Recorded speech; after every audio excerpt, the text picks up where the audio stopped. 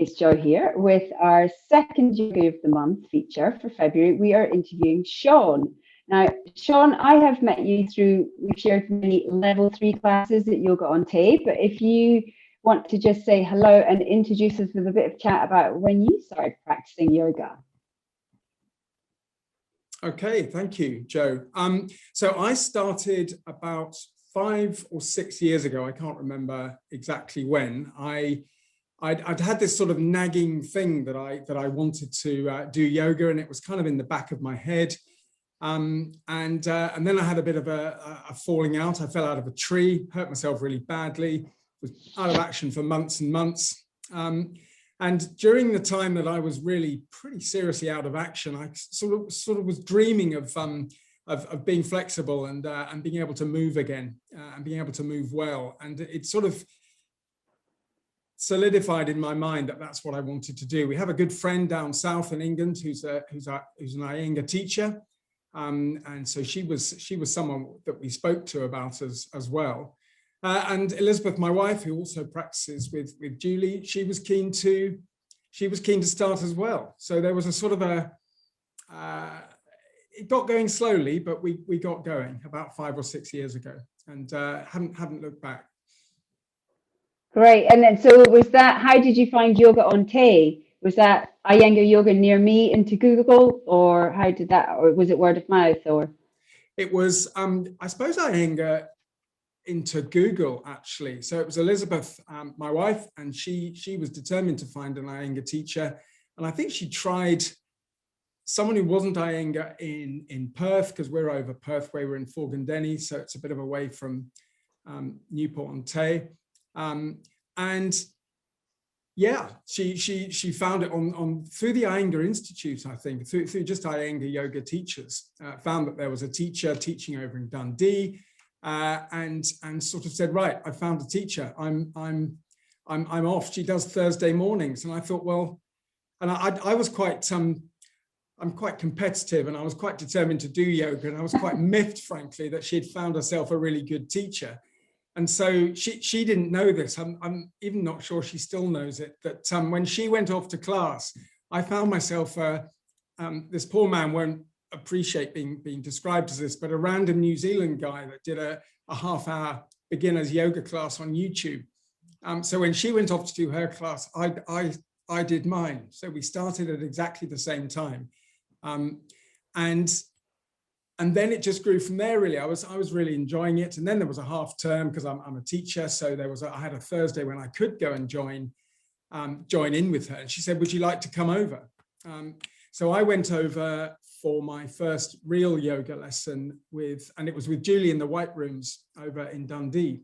And it was brilliant, absolutely amazing. I remember sitting there trying to do these moves, swastikasana, with my knees up by my ears, and finding it difficult even to sit on my bottom without rolling on my back. I mean, it really was a bit painful, to be honest, hopelessly inflexible. And, very few people, because when Julie got going in Dundee, there'd be classes with 1 or 2 or maybe 3 people in them. And it was an absolute privilege to have such a wonderful teacher, a high-level teacher, and to have such personalized attention.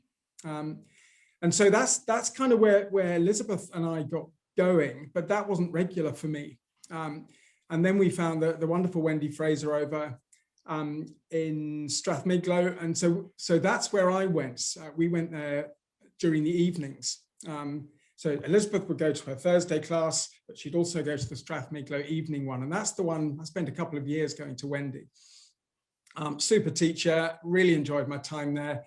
And then she took a wee break, and it's then I started making the journey over to Yoga on Tay on a regular basis to join Julie's evening classes. It's quite a draw, isn't it? Yoga on Tay brings us all in from various parts of Fife and Angus into Newport on Tay. What is it that you like about the practice? Why do you practice yoga? What does it give or do for you? It's a big one, isn't it? I think on a simple level, it energizes. It makes me light. It makes me. It's connecting up connecting me up, all my physicality up. I really genuinely believe, I mean, I've exercised all my life. I really genuinely believe that yoga and Iyengar Yoga has transformed my sort of physical sense of myself and my physical well-being, actually. So that's a huge part of getting into yoga, I think. It's that feeling that you want to be light and energized and flexible and strong as well, actually. But, you know, it's that light flexibility, that feeling of poise that comes when you've had a really good yoga class. And when you're practicing regularly, that's the feeling that's amazing. So that's a kind of that's a big draw. And then there's the Iyengar Yoga, and it's a deep pool to swim in. I always think, you know, I mean, it doesn't demand that you're this sort of, it doesn't demand a sort of esoteric spiritual quest, if you like, but it does offer you that if you want it, you know, and that side of things is incredibly important. And in fact, that yoking together of the physical and the spiritual is entirely what I think the mission is, as it were. And I think the way into that is through the physical, definitely. And you practice the asanas, and you get flexible, and you sweat, and you do an amazing practice, and you feel good, and you feel amazing. And that's the way in. But then there's this other area, which is about your own spiritual well-being and your own sense of calm and your own the meditative way that you can deal with your life through all, deal with things and balance your life. And that's a much longer journey. You know,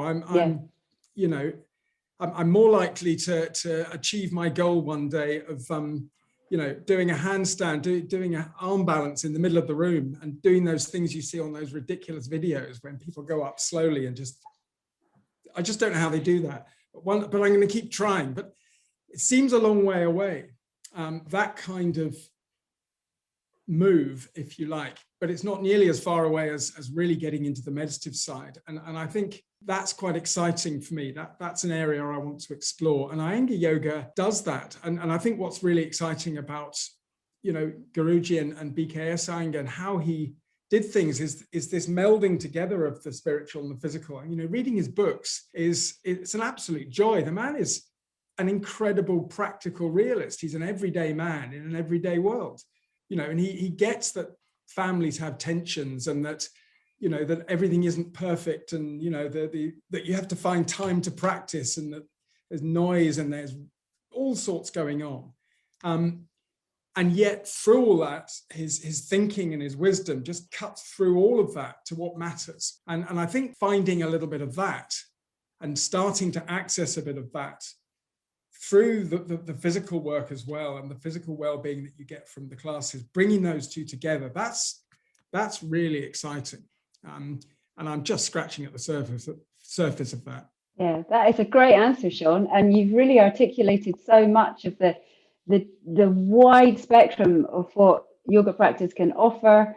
And that was just quite interesting what you said there about the noise, because Ali Dashti, who some of us at Yoga and Tay are joining his online classes, he studied, was one of BKS Iyengar's students. He talked the other night about how, you know, people removing themselves for yoga retreats in the quietness and the chance to contemplate and be meditative.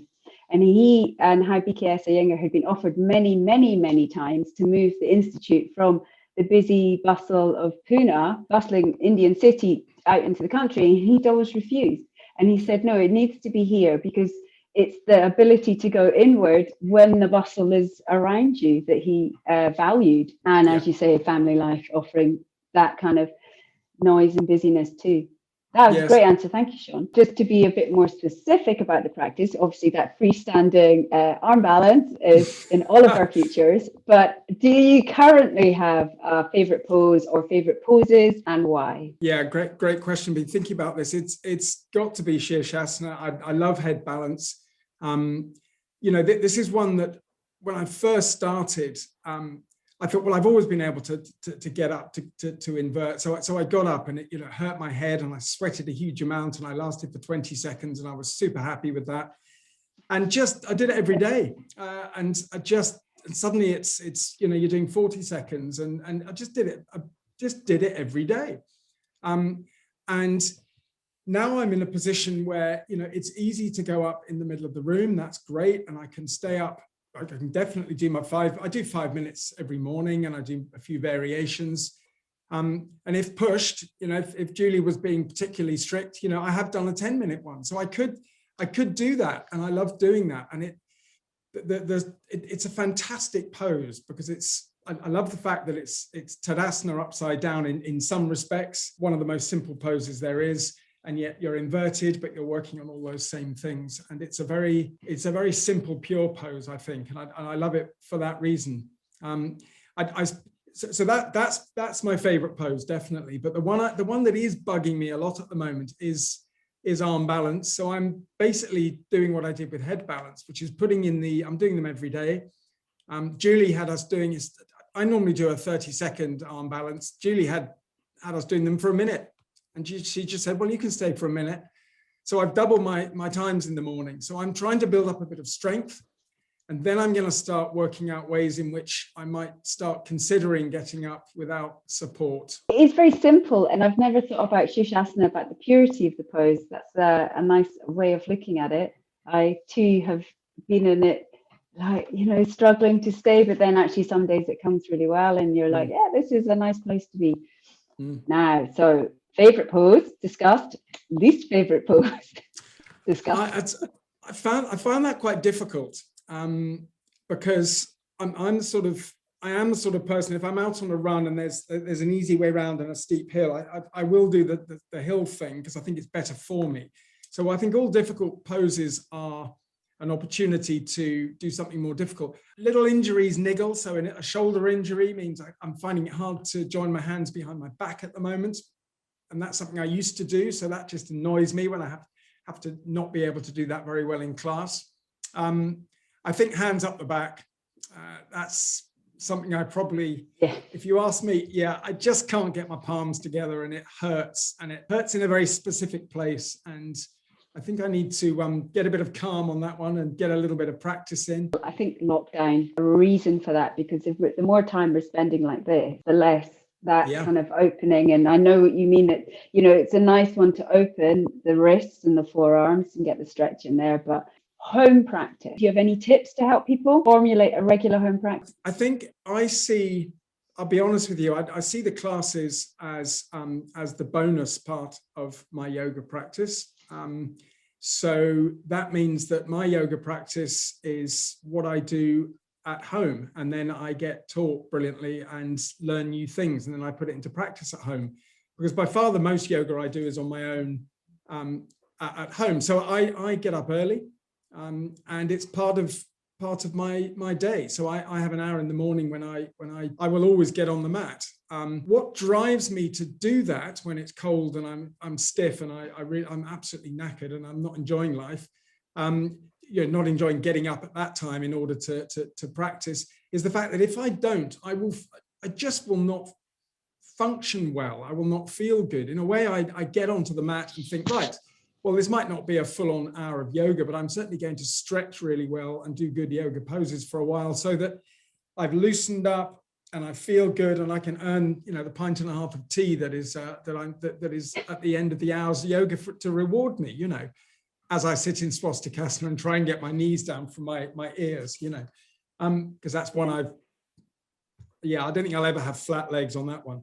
So I think find a bit of willpower to make a regular thing. And then, I thought Lindsay's answer was brilliant, actually. Just sit on the mat and see what happens. And I loved that.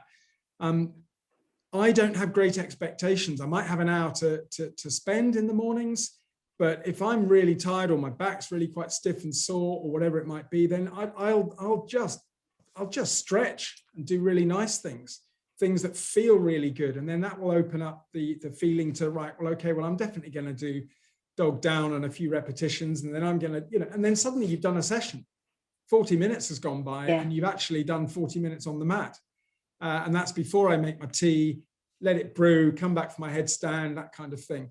And so suddenly you've done an hour's yoga, and you perhaps weren't intending a full session. So Yeah, I'd suggest early mornings if you can cope, because that's when the family is still asleep. That does make a big difference in a busy house. Yeah, and I like your advice there of like start gently, like keep the expectation, because it is the cold, dark mornings, the room's cold, you're feeling a bit stiff, you're just out of bed, to actually say, I'm not going to go all out, start the practice gently. I like that. And are you finding now then that your tea's getting stronger as you're staying up in Shirshasana for longer? No, because Elizabeth has told me quite clearly she wants hers brewed for 3.5 minutes. So I'm doing less. So, you know, if I take her a stewed cup of tea, it's not a good move. So I'm going to have to find a different way to spend that's 10 funny. minutes. But what is it that you enjoy about coming to class?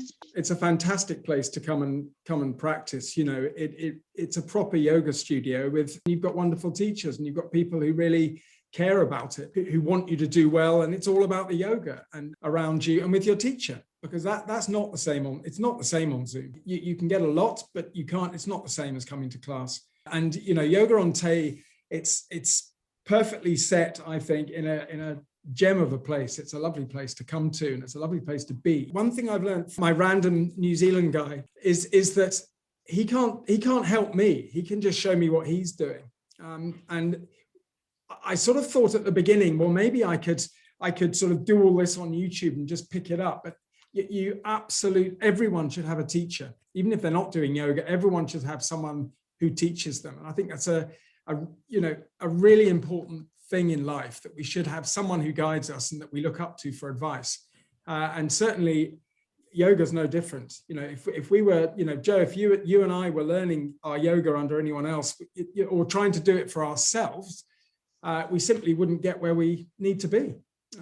You know, and everyone has a teacher, you know, including Guruji actually had his own teacher, didn't he? Although I think he was probably a bit stricter than some. I don't know, Julie, on a Wednesday night can sometimes be right. Yeah, when Julie goes all Indian and Pune on us and tells us it's a strict class, and she waves her finger, yeah. But it's a fantastic discipline, and it's doing, you know, I'd recommend it for what I do. I'd recommend it to all the kids I teach. Yes. You know, and really think that if they can get into it younger, especially some of these very bound up, muscly rugby players, they'll be better rugby players. You know, it's for everybody.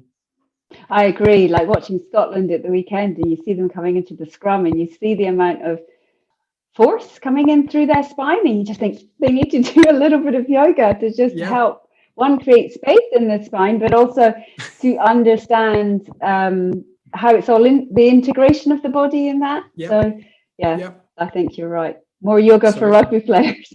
Well, absolutely. Sean, thank you so much for your time. I really enjoyed our chat. I love the way you've described the yoga in your life, and your involvement with Yoga on Tay. So thank you very much.